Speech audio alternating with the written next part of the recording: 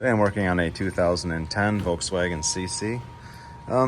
Just making a video kind of showing you guys what happens if you just go with whoever can do the repairs at the cheapest price. And obviously not every time, but this is something that kind of blows my mind, so I thought I'd make a video about it. This car came in and the customer's complaint was the check engine light's on and it's running poorly. So I inspect it like any other car. And right when I start looking at things, I see like, this bracket under the intake manifold is just hanging loose.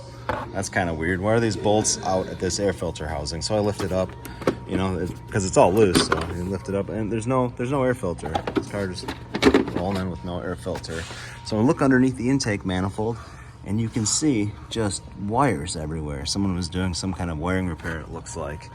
And under here, you can see a brand new cylinder head. And there's oil leaking from this the cam plate. There's oil all over the place. And look in the back, there's coolant leaking everywhere. It's missing one of the bolts for the coolant flange that goes to the back of the cylinder head is just missing altogether.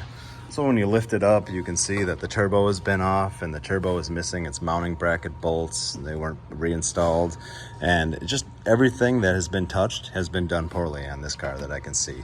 Wrong hardware everywhere, you know, like those bolts. I mean, just everything is wrong. It's got a new ABS module back there, or a used one, and it was never programmed to the car, so all the lights are on inside.